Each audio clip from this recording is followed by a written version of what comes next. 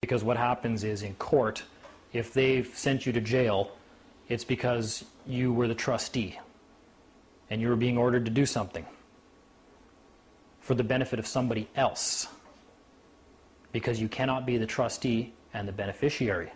If you're ordered to go to jail, it's because somebody else is getting the benefit. So that's a lie that jail's a benefit. And well, no, this is they call it correctional because they turn it around. Correct, right? There you go. As they're offering you a service, you're getting a benefit. Yes, but you're not getting the benefit because you can't, because the trustees take orders. Crime college. Yeah, I know, eh? Yeah, trustees take orders. We got confirmation of that today in court. It was a very simple process. Trustees take their orders from the executor, and it's for the benefit of the beneficiary. I've said that a few times now, but I'm kind of leading that into somewhere. Isn't that what they do in court? So what happens, they don't really switch. You've never corrected what's going on in the court. When you walked in, it was presumed you're the trustee. And when you went to jail, you went to jail as the trustee. And the whole time the judge was acting as the executor, because the executor is the one in power. The executor orders. So who's the beneficiary? The Crown? Crown. Of course. And because you're the trustee, you can't be either of the other two positions. So here's how it's going. You've got, and I won't call them a judge.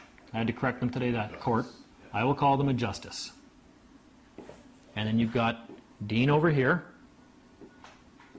who shows up unwittingly answering to the name of the presumption of law that could be anything that turns out to be him when it's all done, because he consented to everything. He didn't rebut anything. So they fit this guy into the mold of the legal fiction. You toss the hat on you. You toss the hat on me, right? Which is the legal fiction that you'll put up. Which is, well, no. And then over here you've got the Crown. But it's a hat on your head and you don't bother to take it off. Right. So it's the public. Right. The justice and the Crown are both government.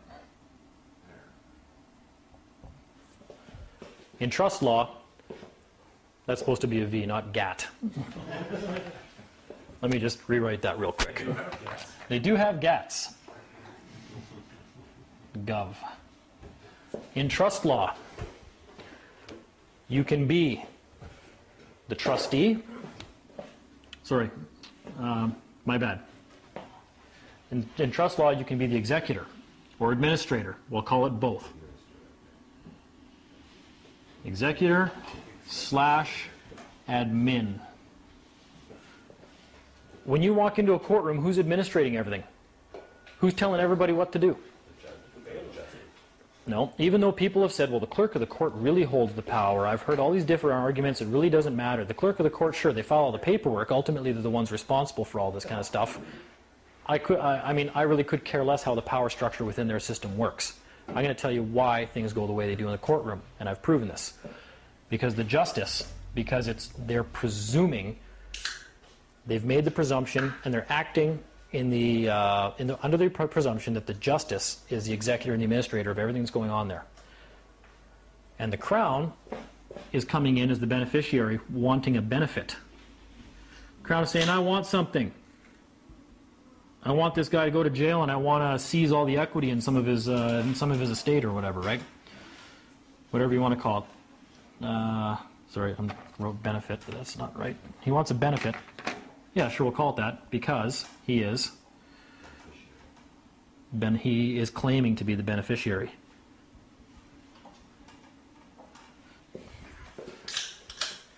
In trust law, you can be both the executor or the administrator, which is the same thing, and the beneficiary. They can be the same party. And that turns out to be the government, because you don't rebut it. And you're left all alone over here. And because they're just filling an office and representing the government. You're sitting over here. The only thing left. And I can tell you right now, when the judge orders you to be taken into custody, if you don't go, you're going to be made to go by the sheriffs. And I'll tell you why, because the trustees, when they're ordered to do something, they frickin' do it. Or you'll be made to do it, because it's the job of the trustee to carry out the instructions of the administrator or the executor, or you are in breach of trust. That's a biggie. And that is the biggie. The biggie. That's what's happening when you go to court. People are making all these arguments. I'm not a person. I'm not this. I'm not that. This definition says this, and you know, like I've heard it all. I have heard it all. I've even used some of them myself to find myself being hauled away under the orders of this guy right here, right? Even all the way before they even had that. Yeah, even before that, at times, yeah. It all depends, and it's all come back to this. And this is the problem. And this is why when you walk in, that's why there is a justice, and there's you, and there's a crown. It's a three-party system that's going on. It's the Holy Trinity going on in court. They're carrying out trust law in the courtroom, and you don't know it. And they're getting you to act as the trustee so that they can fill in both other positions, one of authority and one of beneficiary, which means they win on both counts. Whereas true public servants or public trustees, because that's what they actually are, they're even bonded. And believe me, they don't like being called public trustee. If you want to bring sheriffs into the courtroom, like that, you call a justice a public trustee. And there'll be 4 of them in there before you can blink.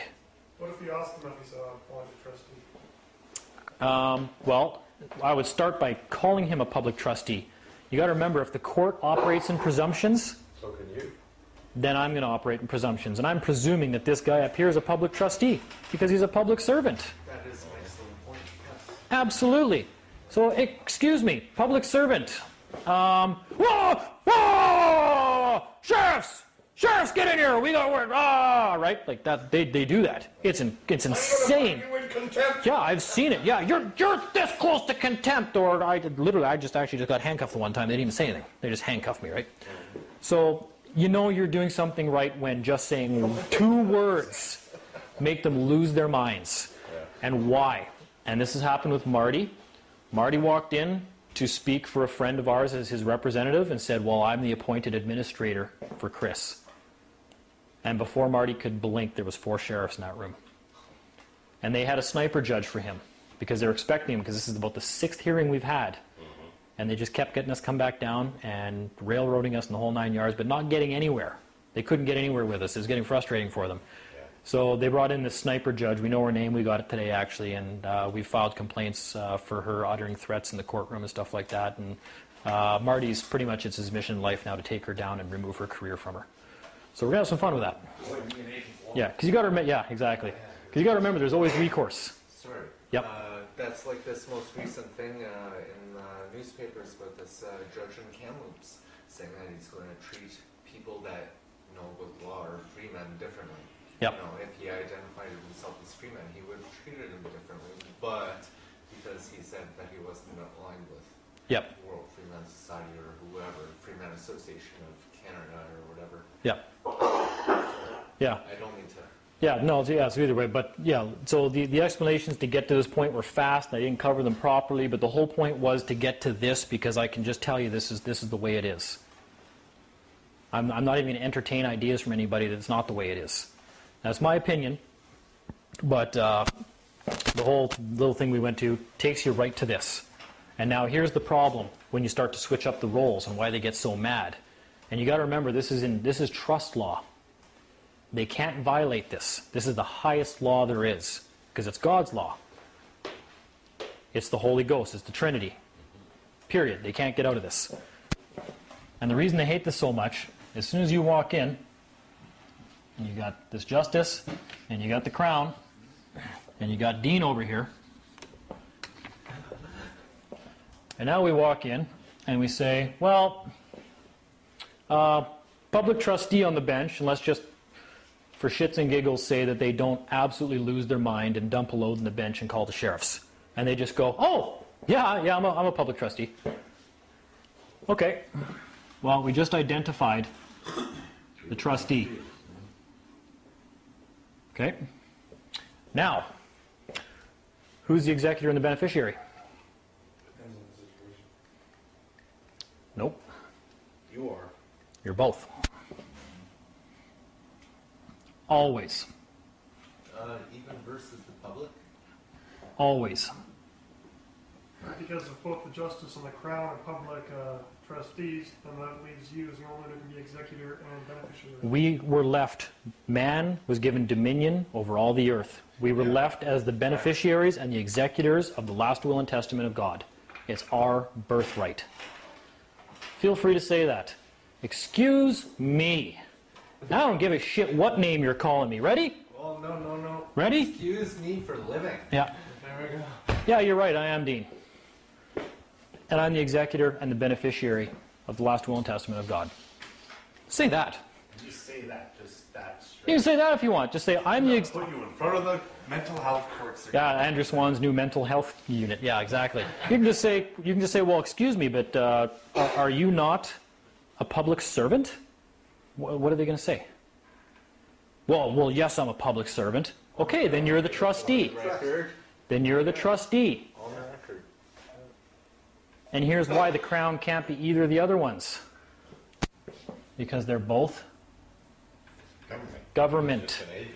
You cannot be the trustee and either one of these at the same time. And the government cannot be, because they're both government. They're both the same person. They're both agents of the government. They're both this. It doesn't, ultimately they're the same person. Exactly. That's actually very good. A collection of persons can be a person. Because they're all acting as agents for a person. Yes. Right? Right. Whether or not it's like an anthill. Like there's all these millions of ants running around, right? But they just form one collective. And the anthill is the living person, really. Right? So the government's the person. And as soon as you've identified the trustee, and you know that you're the beneficiary, you know this guy cannot be either. And this guy can't be, so you have to be both. And they have to follow your instructions because you're the administrator and the beneficiary. Who's that? What is your standing here? Who are you?